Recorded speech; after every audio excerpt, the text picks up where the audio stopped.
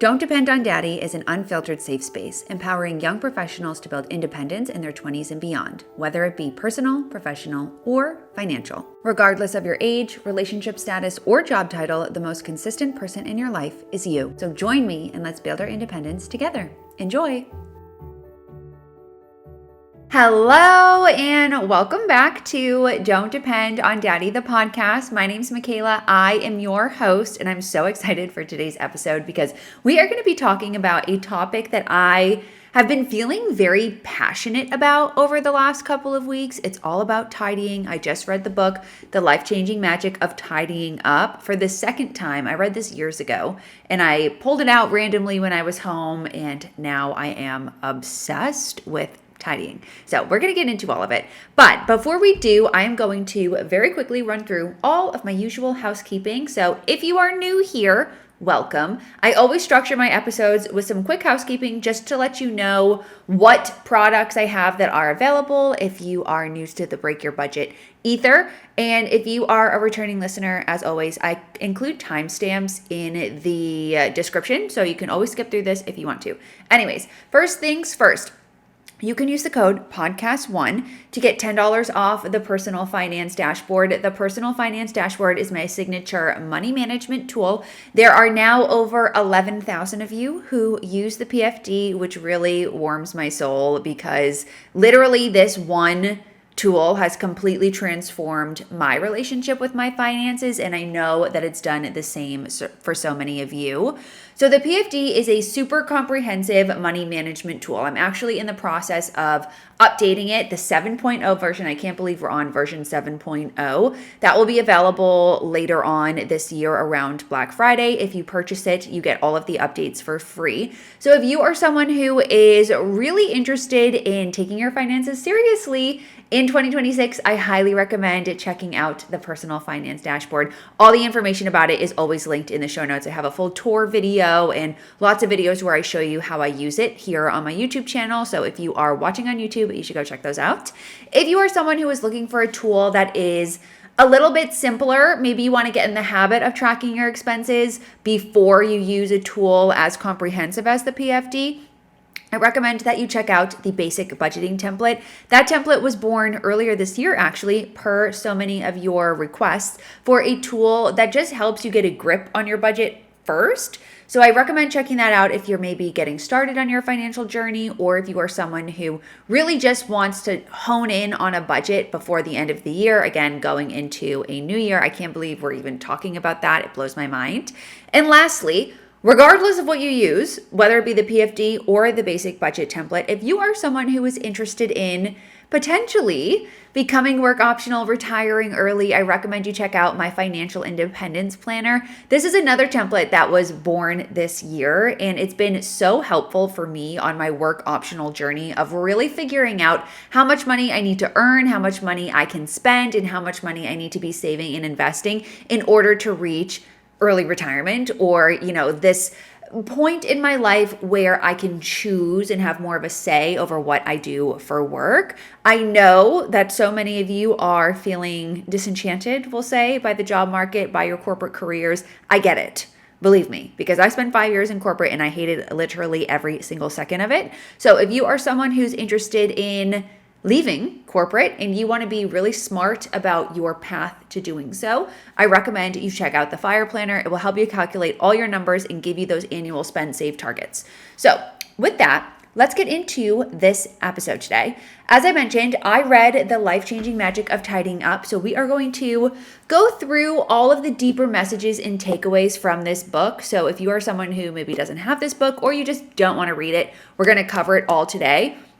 Because as I mentioned right when I started this episode, I'm obsessed with this. And every time I even look at it, I just have the urge to go declutter and get rid of stuff. It's kind of crazy. What I really love specifically about this book is that even though it's positioned around this message of tidying, it really isn't all about cleaning. It's about finding alignment with the things that you have and creating a space that reflects who you are and what you value, and really making space in your life for those things and experiences and the mental clarity that comes along with it. I definitely think it really fits my broader theme that we've discussed on the show all year long, which is buying less and buying better. So here is how this episode today is going to work. First, I'm going to cover the core philosophy of the KonMari method, which is her method for tidying. Her name's Marie Kondo, so KonMari is like, a combination of her name. Then we are going to talk about what that method actually is and how you can follow it. Because a big bulk of the book, which I'm not going to get into like the nitty gritty details of her specific process for tidying, but a big bulk of the book is like a step-by-step on how to tidy and discard and how to like properly store things and whatnot. Highly recommend if you are, I don't want to say a hoarder, but someone who like struggles with releasing things and like organizing things. And then finally, we're going to talk about the psychological and emotional shift that happens when you declutter. My goal with this episode is to really inspire you to start the process of decluttering, because not only does it feel amazing, it's almost like a cleanse. And honestly, I think the fall time is a really great time to do it because, we're slowing down. You're probably going to be spending a little bit more time at home as we get into the end of the year. I know some people are doing winter arcs. If you are, or like the great lock-in or whatever, winter arc is different. I'm a big fan of the winter arc, but to me, winter arc starts in January. But I know some people are doing the great lock-in. We talked about this in my fall in and outs. I'm not a huge fan of that. I think especially doing it before the holidays, not great. However, I do think that specifically tidying, decluttering is an element of that everyone should do during this time of the year, because again, the holidays really tends to be a time where we start to spend and accumulate. So it's a good time to clear out all of the energy before that. But anyways, I know it's going to feel amazing. I know it's going to change your life. And I hope that after you listen to this, you feel inspired to go tidy, because the more you have, the more it owns you. Less is always more. And even talking about this makes me want to go throw stuff away right now. My goal ultimately is to have less stuff. And what I really, really like about this book is she teaches you how to appreciate what you have, but also like thank it and release it. So I'm getting ahead of myself. Let's get right into it. And we're going to start, as I mentioned, with the core philosophy that really, I think, triggers the whole theme of the book, which is, does this item spark joy? So Marie Kondo's entire approach to decluttering comes down to that simple, but I think a very powerful question: does this spark joy? The purpose of this question is to get to the bottom of how you truly feel about a specific item, because really, her method is not about minimalism for the sake of it. I think we confuse minimalism with decluttering. I think decluttering and tidying is specifically different. Minimalism, we often get lost in when we go down the path of decluttering, because we think, we just need to throw things away and have the least amount of stuff possible. But that's not what this is. It's about curating your own collection of items, which she deems what's the right amount of things to own. It's totally up to you. But curating your collection of things that you own, but each one specifically sparks joy and adds value to your life. I feel like this is something that I've really talked about kind of all year long on the show too. Like, I don't want to own anything that I don't love. So I really resonate with this idea of only owning items that truly spark joy. They elicit an emotion or excitement to use or to have them. And again, this doesn't mean having nothing, like only having 5 things. It just means that you're being much more intentional about what you choose to keep. The goal is that through decluttering and discarding the things that don't spark joy, you can curate your environment so that every object and every item supports the version of yourself that you're ultimately serving to become. So it really is also like a self-growth and identity journey as well, because you learn a lot about what you truly value when you ask yourself this question: does this genuinely spark joy? I think a major reason why we end up having more stuff than we need or holding on to items that no longer serve us is because we feel guilty about letting them go. And, an example of this could be clothes that don't fit or clothes that are perfectly good but no longer suit our style. This is something that I struggle with a lot because I have done shopping in the past because I didn't really know how to shop or what my style was. And that's, again, something that we've talked about a lot here.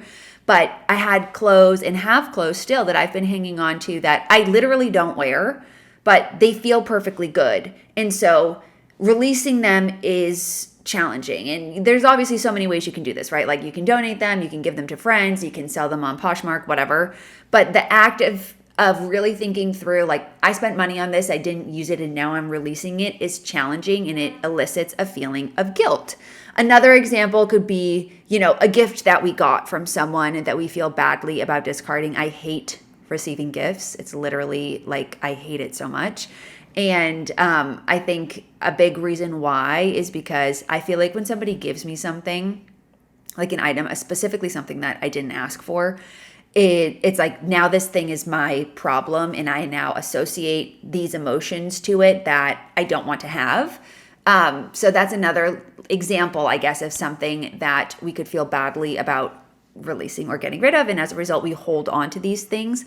Or another example, the last one I'll give here, is like old notebooks, papers from school or a job that like we think we'll go back and look on, but we never do. I also do this with cards. Like every year my grandparents give me a card for my birthday, but it's just a card. Like they don't write a special note or anything. They just say like, love, Grammy and Grampy. And I obviously appreciate it so much, but I don't need to hold on to all of those. I need to hold on to like one for the sake of a keepsake, but I don't need to hold on to 30 birthday cards, right? So these are all things that we may have accumulating in our drawers, closets, whatever, that we're not getting rid of out of guilt. I think the issue with this and what is discussed in this book is that they take up space physically, obviously, but mentally too. So obviously it has a major impact on the space you live in your environment, especially if you live in a small space and it feels like your space is bursting to the seams, but also on your mental state and your ability to focus. I notice specifically that when I clear my space and get rid of old papers, also mail is a big one for me. When I clean out my closet and get rid of old clothes that I don't wear, I feel mentally lighter. I'm sure there is science behind this. I don't have it and I don't know what it is. There's got to be, though. Somebody has got to have done a study on this. But I almost feel like I can move more freely and get more done, which is why I love this idea of decluttering and doing it. It's almost addicting to get rid of things. And again, like I'm going to finish recording this episode and then I'm going to go tidy because it just feels so good to release. When you tidy up using joy as the filter, you're really forced to confront what you actually want to carry forward. You get to choose what you want to keep rather than what you're getting rid of. And I think that really changes the experience. So as you're going through, and we'll talk about the specific method on how she recommends you do this, but as you're going through your items, you have to ask yourself, does it spark joy? Really, the root of that is this something I want to keep? And if the answer is not a resounding hell yes, then it gets discarded. And I think that's really important, or an important reframe to avoid these feelings of guilt. Because again, we hang on to things and we keep things we don't need or use or even like, generally because we feel badly about getting rid of them. And it's a mindset shift that you have to make of like, okay, if I do keep this, what is the mental, emotional, physical impact on my day-to-day life? Okay. So that is the background of like, does it spark joy in the core philosophy behind the KonMari method, which I think is really important to carry with you. Honestly, it's a philosophy that should be carried with us in every aspect of our life, right? Like it shouldn't just be with physical items. It should be with our careers and with our relationships and with the experiences that we choose to spend our money on. Like I think there's a lot of knowledge and lessons through this philosophy that transcend so many pillars of life, but we're going to focus on the physical space and the mental aspect of it all specifically for this episode. So moving on to the second part here, which is the KonMari method. So her method is very, very structured, and I can appreciate this. What she doesn't want you to do is tidy a little bit every day. She wants you to take one big transformation and like tidy all at once and do it correctly. What she says in the book is like, if you tidy a little bit every day, you'll be tidying forever. I actually love this concept because I think it's something that you can plan for and schedule and kind of treat it almost like a special event where you're dedicating a full day to tidying and decluttering your home or apartment or space. You can go get yourself a coffee in the morning, order in lunch, make the day exciting because it is and it's supposed to be exciting. So I actually really think that treating this like a special event and day can also help elicit the emotion necessary to be able to release things and to get really excited about something that might feel a little bit tedious or overwhelming. I actually did this last year when I moved out of my apartment in Los Angeles, RIP, I miss you, California. And I did it again when I was unpacking my stuff here in Chicago. And that's because when I moved out of LA, that was my first time living in an apartment alone. And so every move that I'd done up until that point, I'd really only moved into one room, like my bedroom, where now I had all this stuff because I had, a whole household technically. And I did not realize, because my apartment was pretty big, I had a lot of storage. I did not realize how much stuff I had kind of like shoved into closets and shoved into drawers that I didn't use and didn't actually like. And so when I was putting things in boxes, I'm like, wait a minute, like, what is all of this? And so I started to discard. I got rid of so much stuff. I gave it away. I actually gave a lot of stuff to my movers. And it felt really, really good to put things away and get rid of things. But then I was, living out of a suitcase for a month because I had about 1 month in between my leases, or 2 months almost.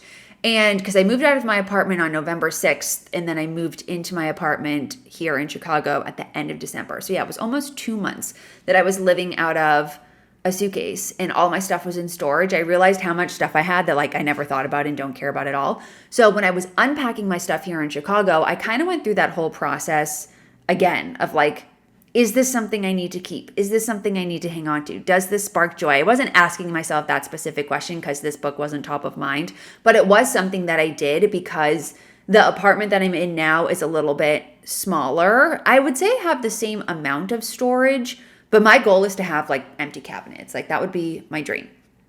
Anyways, about 3 months ago over the summer, I did this again. I felt a little bit settled and I felt like I had stuff that I had put away when I moved that I told myself I would deal with at a later point when I had a little bit more mental energy that I had since never touched. And so I'm like, okay, if I'm not touching any of this, there is no need for me to keep it.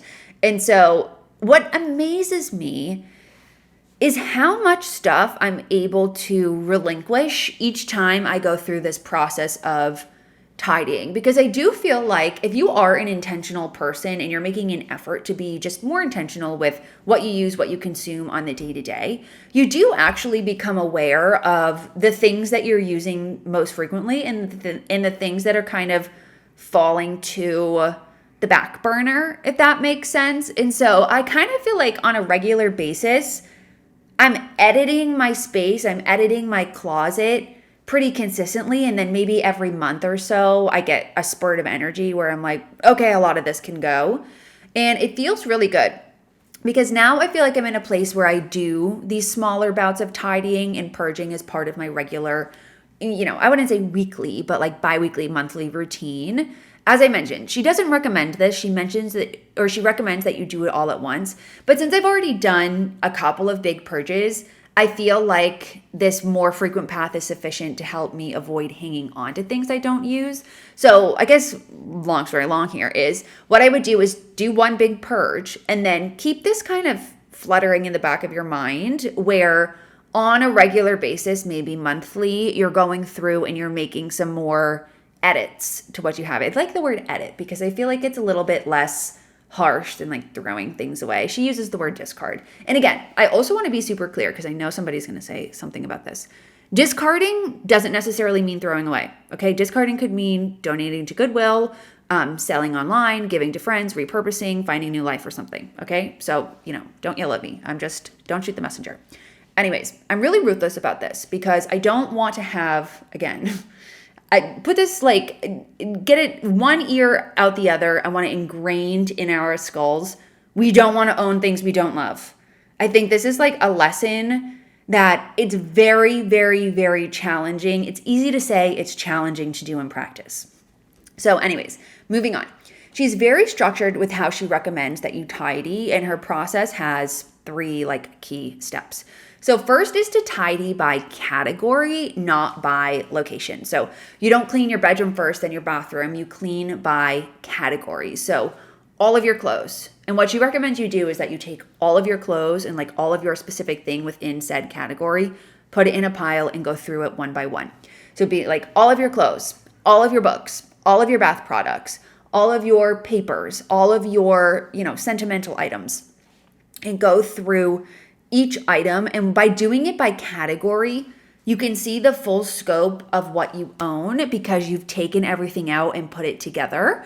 What happens when you do it by room is, since everything is segmented and put into its each little storage space, like you have your closet and then maybe you have your dresser and then you have your drawers where you hold, beauty products and whatnot, you don't realize how much of certain things you have because they're not all put together at once. And I think there's definitely a lot of value in seeing everything you own in one place, because what it does is it puts things into perspective of like, whoa, I have a huge pile of clothes. This is way more than I thought I had. That was the biggest shock I had when I moved. I did not realize, because when everything is so nice and neatly hung up, you don't realize the sheer volume of things you have and the sheer volume of things you have that you're probably not using or wearing or whatever. So this is why she recommends you tidy by category, and I am fully aligned with this. The second step is to handle each item. So you physically touch it and you ask yourself, does this spark joy? If the answer is yes, you keep it. If the answer is no, you thank it for its purpose and you let it go. I really like this because it's giving gratitude to the item, like you served a purpose in my life for XYZ reason. And it reframes decluttering as an act of respect rather than an act of deprivation of like, I can't have this anymore. It's like, this did for me what it needed to do, and now I'm giving it up so I can create space for, whatever new experience, thought, item, etc. could come into my life as a result. The reason too why she has you handle each item, what she means by handle is like really look at it, like touch it, open it up. If it's a book, put it on. If it's clothes, like really look at it and think, is this something I genuinely feel like I want to keep? Or is it something that maybe could serve someone else? Specifically, an area I struggle a lot with is books, because I'm always like, oh, I'll read this. And that's just not true. I actually, when I moved here from LA, I had a huge cabinet full of books because I also get sent a lot of books. And I brought them all, very heavy box. I feel bad for my movers. And when I was putting things away, I'm like, a lot of these books I've either read or I'm just not going to read because they're boring or they don't interest me. I didn't choose them. They were sent to me, etc. So I actually filled about 2 big reusable bags worth of books, and I brought them over to my local library. It was fantastic. They were very grateful. And, other people now get to read and experience those books, and they don't take up space in my house, which is the best. So, really look at the item and think, does this elicit an emotion for me in a way where I want to keep it? The last, layer of how she recommends you tidy is to store things intentionally. She actually talks about how there's a whole business behind storage and organization, and how really, if you improperly store things, what ends up happening is you just spend more money accumulating more vessels for storage rather than actually putting things in a place where you can use, see, and access them. Everything that you keep should have a designated home. For clothes, they should be folded neatly. For items, everything should be visible and accessible. She really emphasizes this because if something is not easily accessible or you can't see it consistently, you're not actually going to use it. And again, it's just taking up space and cluttering up your space.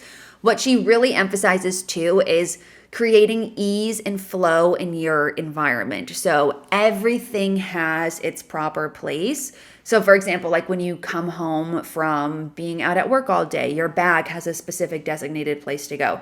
Your items in your bag, like your headphones, maybe your lip gloss, your keys, your shoes, everywhere has its spot, almost like a choreographed dance when you walk in. And she talks about this actually, how every day when she comes in, she empties out her bag rather than just like tossing her bag on the floor. And she puts everything that she put into the bag back into its place. And this is something I've really been trying to do. It does not take time, but it's rather than just like tossing things on the counter and moving on. It's like, okay, I have my little bag. I'm going to put my stuff into my designated holding space for my keys and my headphones and my lip gloss and my pepper spray and like all the stuff that I take with me. I'm going to unload my work bag. I'm going to put my laptop on my desk. I'm going to plug it in. I'm going to put my work bag away. Like little things like that. It makes such a difference in the maintenance of your environment and keeping your space clean and clutter free, because everything has its spot and the flow is just a lot better. Taking the time to put things back and store them intentionally, I do think is kind of the hardest part of this whole thing, because, ultimately it feels clunky when you're first doing it. Because also too, when you come home from wherever you're coming from, generally you're tired and you kind of just want to sit down, but it takes 2 minutes. And I would really challenge you to like push yourself to do this going forward, because the goal really is to see everything that you own, because if things are hidden or hard to access, they don't get used.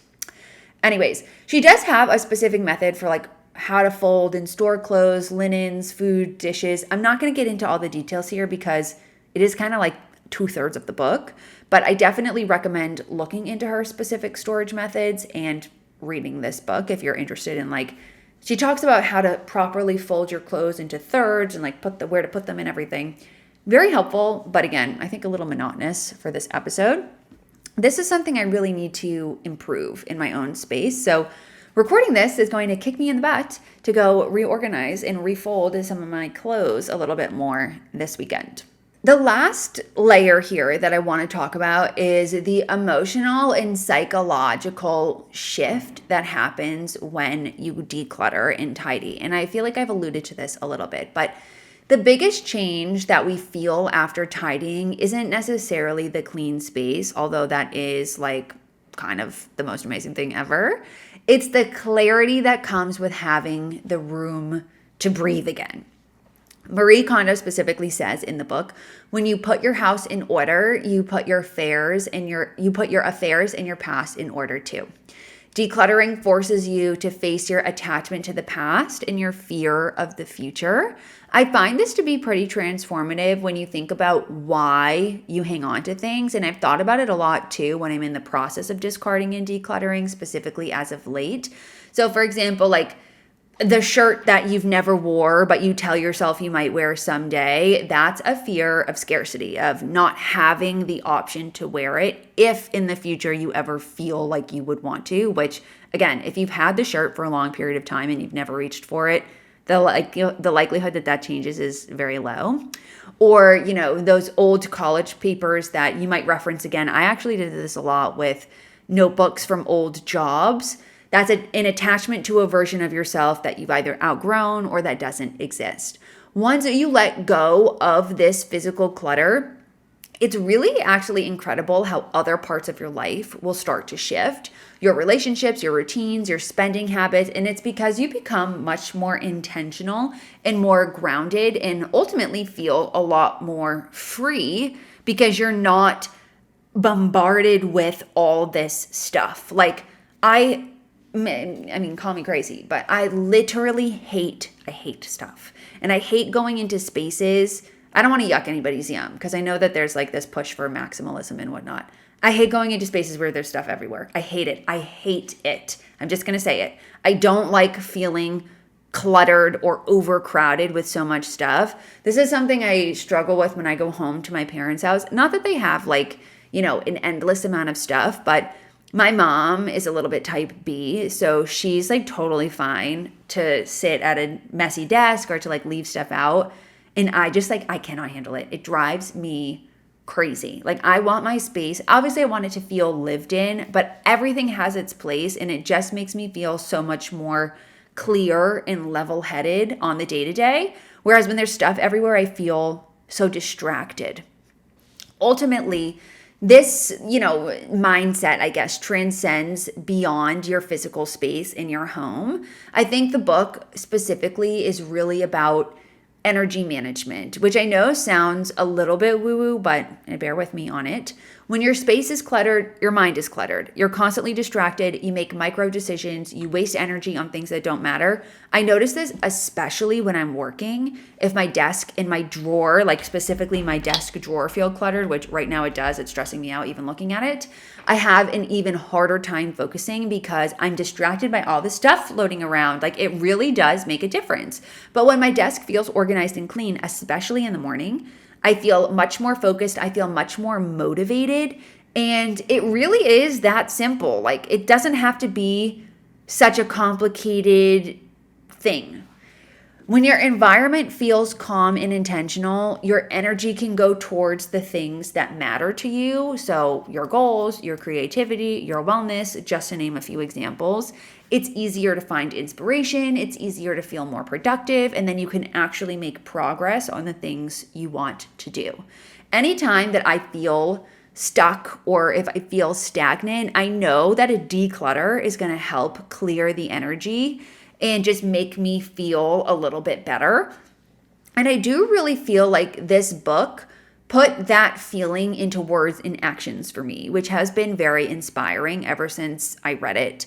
Ultimately, too, this concept overlaps beautifully with financial independence and career growth because when you tidy your physical life, you naturally start tidying your spending, your calendar, your relationships. As we've mentioned, you learn to keep only what sparks joy and release what doesn't serve you anymore. So I do think that the life-changing magic of tidying up can transcend very nicely with financial independence, sticking to a budget, spending values, and all of those things. Because also too, like when you're getting rid of things, you realize how much money you've spent on things you don't use, things you don't like, things that didn't serve like a real valuable purpose in your life. And ultimately, you get rid of them and you relearn going forward how to best align your money for those things that do add value to your life. So if you're on your financial journey and you haven't gone through the process of decluttering, I do think it can be a very valuable exercise